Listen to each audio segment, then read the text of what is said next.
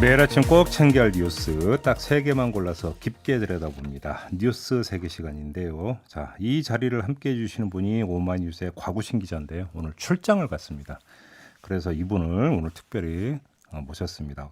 오마이뉴스의 유성애 기자 모셨습니다. 어서 오세요. 안녕하세요. 네, 그러니까 대타 출전을 해주셔서 감사드리고요. 네. 이른 아침인데 오시는데 어려움은 없었습니까? 네, 없었습니다. 알겠습니다. 박지훈 변호사 모셨습니다. 어서 오세요. 네, 안녕하세요. 네, 오늘은 박지훈 변호사께서 잘 이끌어 주셔야 될 것 같습니다. 네. 자, 첫 번째 뉴스 가볼까요? 네, 지금 현재로는 지난 2월, 3월 신천지 집단 발생 당시보다 더 큰 위기라고 판단하고 있다.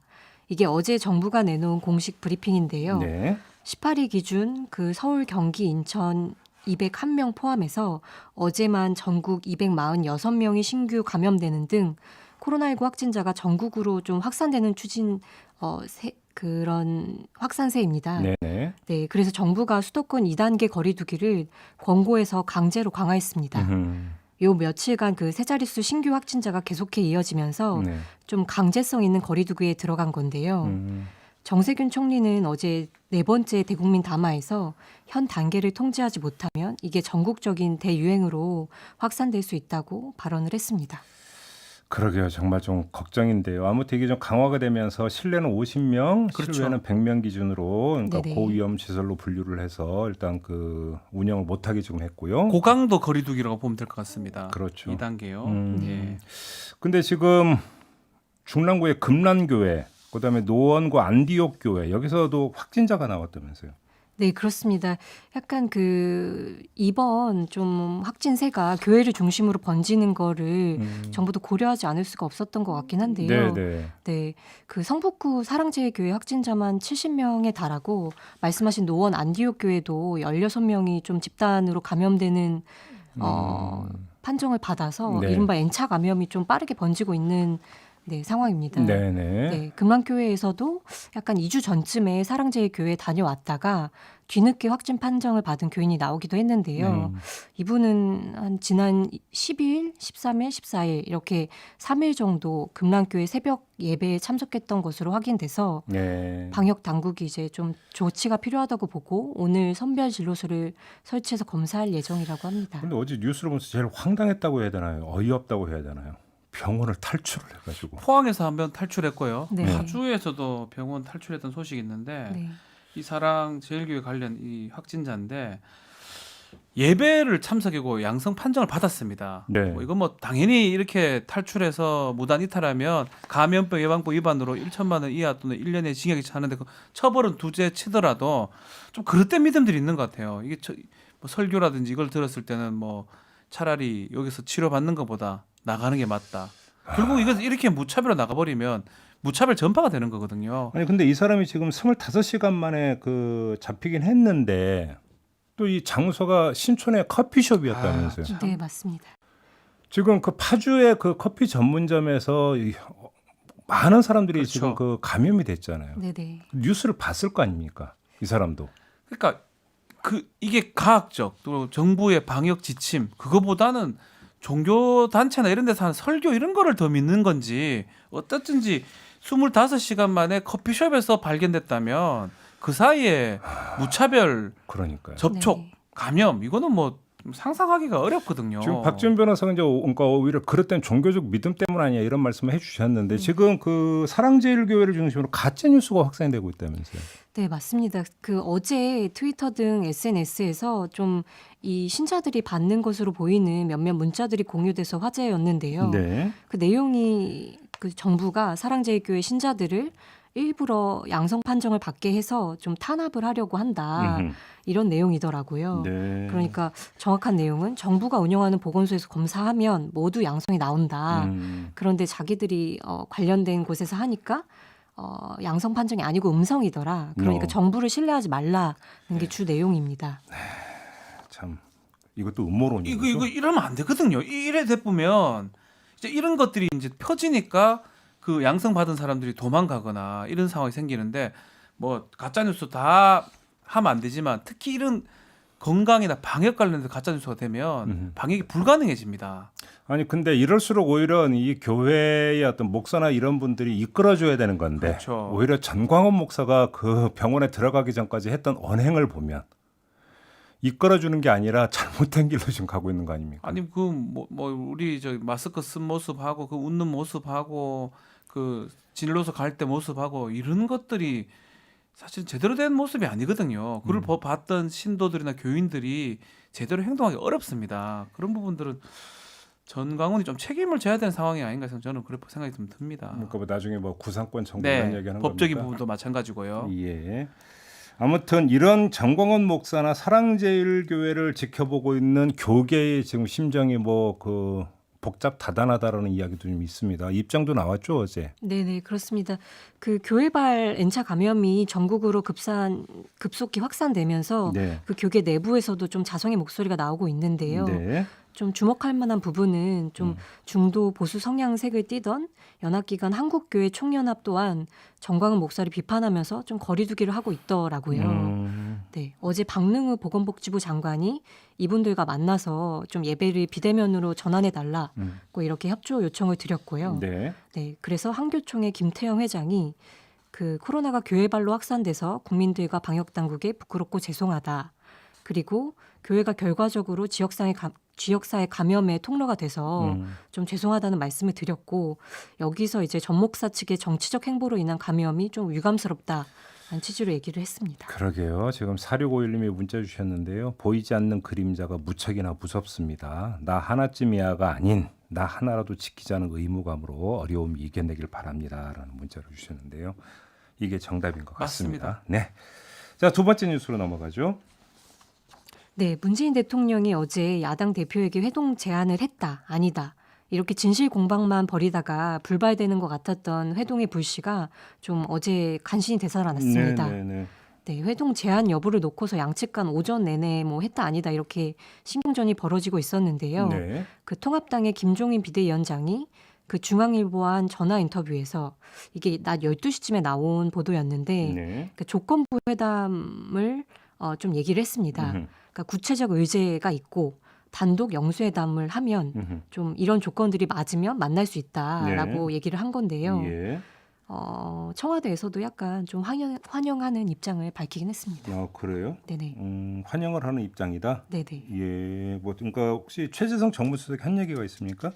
네, 그 최재성 정무수석은 어제 오후에 좀 김 위원장이 이런 어려운 시기에 좀 희망을 줘야겠다는 진심으로 대통령과 대화할 수 있다고 입장을 밝힌 것에 네. 좀 매우 다행스러운 일이다 이렇게 얘기를 했고요. 예.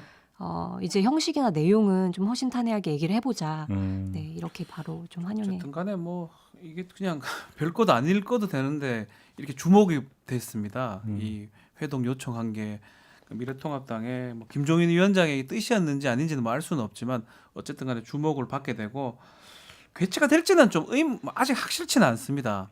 특히 코로나도 지금 있는 상황이고 또 전당대회도 지금 민주당 전당대회 같은 문제 될 수도 있고요. 네. 또 세부적으로 논의해야 될 것도 있으니까 어떻게 될지는 모르겠는데 어쨌든 간에 미래통합당이 뭐 이거에 주목을 받는 거는 뭐 미래통합 입장에서 나쁘지는 않은 것 같아요. 그러니까요. 이제 근데 문제는 문재인 대통령과 김종인 비대위원장만이 만나면 그렇죠. 다른 정당 대표들의 심기가 상당히 불편할 거 아니겠습니까? 네, 맞습니다. 그래서 특히 민주당이요. 뭐 민주당도 그렇고 정의당 같은 정의당도 경우도 그렇고요. 어제 입장이 나오지 않았습니까? 네네. 근데 이런 것들을 보면서 이제 드는 생각이 사실은 그러니까 답이 정해져 있잖아요. 그러니까 여야가 그 과거에 합의했던 게 여야정 국정협의체를 네. 가동을 한다라고 합의한 바가 있어 분기별이었던가 제가 그렇게 기억하고 네, 있는데 정례적으로 한다고 그렇죠. 했었는데. 예. 그때 합의를 그냥 지키면 뭐 만나냐 안 만나냐 밀당할 이유도 없는 거잖아요. 그냥 만나면 되는 거잖아요. 네. 약속된 어떤 그 시기가 돼가지고. 예. 근데 야당 입장에서는 네. 특히 여야 영수 이런 식으로 하고 싶은 것 같아요. 1대1 회담을 하고 싶어서 네. 이 얘기도 사실은 제대로 요청을 받지 못했다고 저희가 어제 또 말씀을 드렸었는데 예. 그거 사실은 사실대로라면 정례적으로 하는 게 맞는데 그 얘기 제대로 안 하고 이렇게 하는 거 어디 있냐라고 하면서 네. 오히려 단 둘이 대통령하고 야당 대표 만나는 그런 그림을 계속 그리고 있는 게 아닌가 또 주목받고 싶고 뭐 그렇게 좀 보입니다. 네, 뭐 그런 뭐 이런 어떤 장면을 지켜보고 있는 다른 정당의 어떤 속내가 많이 복잡할 것 같긴 합니다만, 그리고 충분히 이해를 할 수 있을 것 같습니다만, 네. 그럼에도 불구하고 하여간 대화가 단절되는 것보다는 뭐 만나는 거는 이래라도 보는 게 좋죠, 뭐. 네. 뭐 반대할 그렇습니다. 이유는 없는 거 아니겠습니까? 예. 그 정의당도 약간 협치 가능성을 어떤 방식으로든 높이는 거는 좀 바람직한 일이다. 음. 이렇게 그 원론적으로는 약간 긍정하면서도 네. 다만 그 협치 대상이 좀 통합당으로만 국한돼서는 안 되는 거 같이 아니냐. 좀 봅시다. 네, 왜 맞습니다. 둘이 몰락합니까? 뭐 이런 거죠. 아무튼 이제 8월 임시국회 시작이 됐고 뭐 끝나자마자 바로 이제 가을 정기국회에 들어가기 네. 때문에 뭐 그게 다자가 되든 양자가 되든 만나서 이제 가닥을 좀 잡고 좀 방향에 대해서 공감대가 형성이 된다면 뭐 국회 이제 윤활유가 되는 거 아니겠습니까? 네. 그런 점에서 반길 일이긴 한데 막 성사가 되는지, 근데 또 성사가 되더라도 그 테이블에서 어떤 얘기가 이루어지고 헤어지는 모습이 아름다운가, 이게 더 중요한 부분이기 또 때문에 어떤 기사들이 나올지 하고. 네. 네, 지켜보도록 하겠고요. 자, 마지막 소식으로 넘어가죠. 네, 코로나로 정신없는 와중이지만 좀 중요한 뉴스인데요. 네. 이인영 통일부 장관이 어제 해리 해리스 주한미국 대사를 만나서 예. 그 한미 워킹그룹의 재조정 필요성을 언급해서 눈에 띕니다. 음. 이 장관은 앞서 취임 이후에 줄곧 남북 간 정치와 상관없는 부분, 즉 인도적 교류는 계속 추진한다는 입장을 좀 밝혀왔었는데요. 네. 그 와중에 나온 이 장관의 이날 발언은 그간 남북 교류의 발목을 잡아왔다고 비판받는 한미 워킹그룹 운영의 재편 혹은 재검토를 상대국인 미국 대사에게 직접 제안했다는 의미가 있습니다. 아무튼 이인영 장관의 이야기를 좀 더 자세히 소개해 주신다면. 네네. 어제 이 자리는 좀 해리스 대사가 그 이 장관의 취임 축하 인사를 전하기 위해서 마련된 자리였는데요. 네. 서울 정부 청사에서 만났는데 이 장관이 모두 발언을 통해서 이렇게 얘기했다고 합니다. 최근 남북 및 북미 관계 교착 국면이 길어지고 있는데 네. 이런 상황에서도 먹는 것, 아픈 것, 죽기 전에 가족을 보고 싶은 것 등 남북 간 인도적 협력과 자군 교육은 추진하는 게 맞다. 네. 그런 큰 틀에서 남북 관계를 개선해 나가야 된다고 생각한다. 이렇게 얘기를 한 건데요. 네. 네. 근데 문제는 해리 해리스 대사의 이제 그 받아친 말이 약간 묘한 대목이 좀 있더라고요. 뭐라고 했는지 좀 소개 좀 해주세요. 네네. 그 이 장관이 한미 워킹그룹이 남북 관계를 제약하는 기제로 작동한다는 좀 일각의 우려가 있다. 이런 얘기를 하면서 좀 운영과 기능을 재조정하자고 했더니 해리스 대사가 원론적인 좀 답변을 내놨습니다. 네. 그 미국은 한국에 가장 가까운 우방국이자 동맹국이다. 그 남북관계 해법을 이 워킹그룹을 통해서 찾는 것을 적극 지지한다. 네. 그러면서도 이제 이 장관이 말한 한미 워킹그룹 2.0의 범위가 어떻게 되는지에 대해서 좀 장관님의 의견을 더 듣고 싶다. 이런 식으로 대답을 그러니까 했다고 이제 합니다. 밑줄 쳐야 되는 부분이 두 대목이 있던데, 워킹그룹은 효율적인 메커니즘이다. 네. 네, 효율적인 메커니즘이면 고칠 이유가 없는 거겠죠. 그렇죠. 그다음에 두 번째, 남북관계 해법을 한미 워킹그룹을 통해서 찾는 것을 적극 지지한다. 우회하면 큰일 난다. 하지 마라. 네, 이런 이야기잖아요. 지금을대로 할 것이다. 음, 2년 장관의 의견을 듣고 싶다. 네. 이렇게 요약될 수 있을 것 같습니다. 그러니까요. 그러니까 한미 워킹그룹은 손댈 생각이 별로 없고, 그렇죠. 한미 워킹그룹 우회에서 남북이 따로 뭔가 교류하면 문제다. 이런 이야기니까 사실은 그냥 맞받아쳤다고 봐도 되는 어떤 그런 이야기 그렇죠. 뭐 아니겠습니까? 애둘러서 표현했다고 생각되지만 결국은 한미 워킹그룹 2.0이라고 하지만 그대로 간다는 뭐 뉘앙스고요. 네. 이인영 장관이나 지금 현 정부에서 특히 통일 그룹에서는 이게 워킹 그룹에서 좀 많이 막았던 게 아니냐 이렇게 생각하고 있거든요. 통일부 네. 장관도 전직 통일부 장관 마찬가지고 네네. 이 부분이 좀 문제가 앞으로도 될 것 같습니다. 그러니까요. 지금 그 이인영 장관이 이제 취임한 후에 어떤 강력하게 이제 남북 이제 교류의 어떤 그 좀 드라이브를 걸려고 하는 건데. 물품 같은 거 해가지고 예. 그렇습니다. 이제 저희도 이제 일전에 이제 남북 교역 네. 당사자하고 인터뷰를 한 적도 있었는데 그게 이제 최종 승인이 아닌지가 지금 확인이 안 되고 있는 것 같은데요. 이제 북한의 그 뭐 술 이런 거를 이제 들여오는 어떤 그 계획이라고 하는데 승인이 아닌지 모르겠습니다만 여기서 이제 그 걸림돌이 되는 게 한미 워킹그룹이다. 이 이야기는 사실은 여권에서는 계속 제기가 됐던 거고 공식적으로 통일부 장관이 이야기를 했다는 게 좀 주목거리인데 뭐 답변이 그렇게 신통한 것 같지는 않고요. 네. 네, 20분 만에 끝났다고했죠? 그러니까 만남이. 네, 그러니까 그냥 그 말 그대로 아주 이례적인 인사하고 빠이빠이 뭐 이런 거라고 봐야 네네. 되는 거 아니겠습니까? 그러면 분위기가 그렇게 좋았다고 볼 수도 없을 것 같은데 이 문제는 이제 저희가 2부에서 송영길 외교통일위원장, 국회 외교통일위원장과 인터뷰가 예정이 되어 있습니다. 여기서 좀 더 그러니까 자세하게 어떤 맥락인지 좀 짚어보도록 하겠고요. 뉴스 세계 끝나기 전에 지금 교통 제보가 들어왔습니다. 3884님이 제보 주셨는데 서울 남부 순환로 오류 IC 진입해서 낙선대 방향으로 가는데 도로 포장 관계로 엄청 혼잡하다고 이런 교통 제보를 주셨습니다. 근처 지나시는 분들 좀 참고를 하시기 바라고요.